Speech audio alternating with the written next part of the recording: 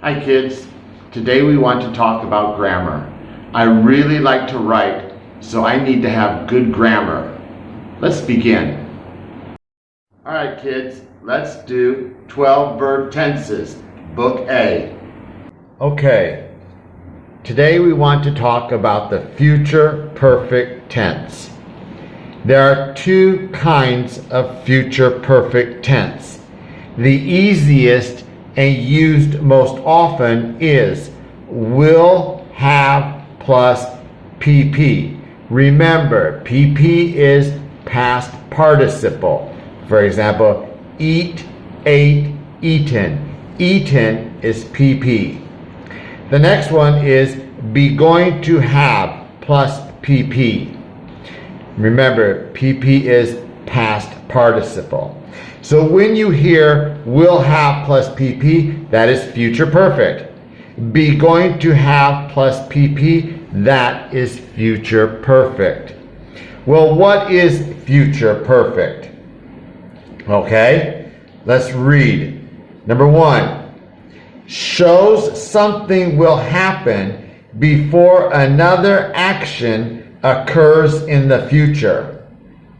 Well, let's look at this example here. A, will she have cooked dinner by the time he gets home?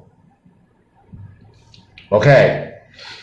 Yes, she will have cooked dinner by the time he gets home. Is she going to have cooked dinner by the time he gets home? Yes, she is going to have cooked dinner by the time he gets home. So we have two actions here. All right. This action is in the future. This is the first one. And then we have this action here. Okay. So here the first person is cooking dinner. All right. So will she have cooked dinner by the time he gets home? Well, here she starts cooking, she will start, and she will finish. So she will have finished cooking. Dinner is finished. It's finished. And then he comes home. He gets home. He gets home.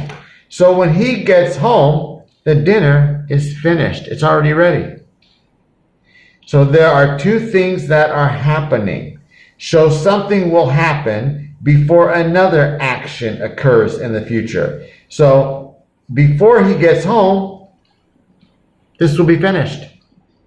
Again, will she have cooked dinner by the time he gets home? Yes. She will have cooked dinner by the time he gets home. This is finished. Okay? Is she going to have cooked dinner by the time he gets home? See? Cooking dinner. It's finished. And then he gets home. Yes, she is going to have cooked dinner by the time he gets home. All right, it's very easy. Two things happen in the future. One will happen before the other. All right. Future perfect tense. We have two of them. Will have plus PP or be going to have plus PP. Number two, shows that something will happen before a specific time in the future. So again, here is the first thing that's going to happen, and this will be finished. And it's going to finish before the second thing happens. But this is not a verb. This is an event. All right, let's read. A, will you have graduated from high school by next May? So here, right here, this is May. Okay? But here, maybe you graduated in December. You are an early graduate. So here you graduated. You will have graduated. That's in December. And then coming May, where most people graduate, well, you've already graduated. Will you have graduated from high school by next May? Yes. See, you graduated in December and here's May. Okay? So we have two things in the future, but this isn't something, for example, in the first one. Remember the first one. Here we have, it says, by the time he gets home. See, this is another action by somebody else. She will have cooked dinner and he's getting home. There's two different people, two different actions. But in this case, it's a time. It's an event, a specific time. By next May. It's just May. So May rolls around. Well, guess what? This person has already graduated in December. Okay. A, will you have graduated from high school by next May? A, B, no, I won't have graduated from high school by next May. A, are you going to have graduated from high school by next May? B, no, I am not going to have graduated from high school by next May. Well, these sentences are negative. So what's happening here? Well, May comes along and you still haven't graduated. So maybe you're going to graduate sometime here in the future. Okay? All right. So again, an event like May, this is the first thing that's going to happen before this date. All right, the next one. Future perfect tense. Will have plus PP. Be going to have plus PP. Two different types of future perfect tense. Will have plus PP or be going to have plus PP. All right, number 3. Shows the duration of time for a non-continuous verb that will continue up until another action in the future. Okay, so remember, we talked about this, a non-continuous verb. Some verbs do not have a continuous tense. For example, love. We say, I love you. We do not say, I am loving you. That is wrong. Love is a non-continuous verb. You cannot have an ing ending. Let's read the sentence. How long will you have loved her before she marries you? Okay, so what is it talking about? Well, maybe here in the past, you met this girl. You met her, right? And you fell in love, and here you loved her. All right, all this is, you started to love her. Here you started to love her. You started loving her, and here you love her all this time. All right, so here you fell in love. Okay, and here you have been loving her continuously. Okay, and now it says, she says, okay, I'm going to marry you. I will marry you. All right, so here, she marries you. So this question is asking, well, how long? How long will you love her before she marries you? Well, here, when you fell in love with her until married, that tells us how long. How long was this? It's a duration of time. So with non-continuous verbs, with a future perfect tense, all right, again, how long will you have loved her before she marries you? B, I will have loved her for a long time before she marries me. So kind of this time, he says, a long time I've loved her. I met her before, I met her a long time ago, but I didn't fall in love with her. Here he fell in love with her right here. And then she agrees to marry, and this time, oh look, it's a very long time. All right, that's for non-continuous verbs. That's telling us a duration or how long.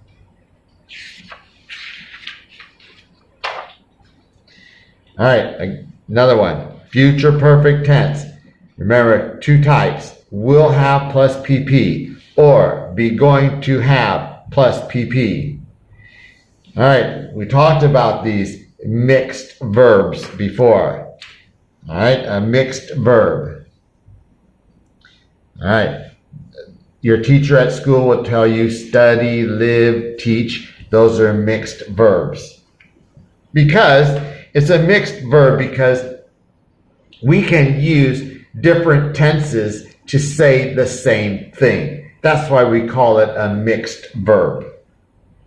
Again, this is showing a duration of time. Duration means how long. All right, so we have two things happening here, and it's going to show us a duration of time, how long. Let's read the sentence. A, how long is he going to have studied math before the Olympics? Okay, so this is a math student, and he's going to join the Math Olympics. Let's say the Math Olympics is here. Here we have the Math Olympics. Well, the Math Olympics is in the future, so he needs to start studying before this. So here he starts studying, and maybe he's going to be a really hard worker, and he's going to start back then. It doesn't matter. Here he started here, or he's going to start here. He will start here. Doesn't matter, because what we're talking about is the duration of time. How long? How long was he studying here? How long? All right, so again, how long is he going to have studied math before the Olympics? Start the Math Olympics. How long was this time? He is going to have studied math for 2 years before the Olympics. Wow, so this kid's a hard worker. He's 2 years. He knows he's going to join the Math Olympics, and he starts 2 years before the Olympics. All right, exercise 6. Use will have plus PP or won't have plus PP. Again, I like to color my subjects first. 1, I. 2, the kids. 3, he. 4, she. 5, Robin. 6, Morgan. 7, we. 8, Dad. 9, the police. 10, I. 11, they. 12, Julie. 13, I. 14, she. 15, you. Next, I want to color my verbs. 1, to choose. 2, to burst. 3, to flee. 4, to receive. 5, to sell. 6, to keep. 7, to lead. 8, to forbid. 9, to catch. 10, to grow. 11, to work. 12, to teach. 13, to study. 14, to wait. 15, to do. All right. Number 1, to choose. Choose, chose, chosen. By this time tomorrow, I will have chosen the project I want to do. By this time tomorrow, I will have chosen the project I want to do. 2, by 8 o'clock, the kids, verb, burst, burst, burst. By 8 o'clock, the kids will have burst all the party balloons. To burst, burst, burst, burst. By 8 o'clock, the kids will have burst all the party balloons. Number 3, to flee. Flee, fled, fled. By tomorrow morning, he will have fled to Canada. By tomorrow morning, he will have fled to Canada. Number 4, to receive. Receive, received, received. By next year, she will have received her promotion. By next year, she will have received her promotion. 5, to sell. Sell, sold, sold. Robin will have sold his car by next Sunday. 6, to keep. Keep, kept, kept. Morgan will have kept the entire house tidy by lunch. Morgan will have kept the entire house tidy by lunch. 8, forbid. Forbid, forbade, forbidden. At this time tomorrow morning, Dad will have forbidden them from going out. At this time tomorrow, Dad will have forbidden them from going out. Number 9, to catch. Catch, caught, caught. At this time next week, the police will have caught the thief. At this time next week, the police will have caught the thief. 10, to grow. Grow, grew, grown. By 2013, I will have grown 10 centimeters. By 2013, I will have grown 10 centimeters. 11, to work. Work, worked, worked. In 2020, they will have worked here for 20 years. Number 12, by September, Julie will have taught us for over a year. Remember, to teach. Teach, taught, taught. By September, Julie will have taught us for over a year. By September, Julie will have taught us for over a year. 13, to study. Study, studied, studied. By October, I will have studied English for 3 months.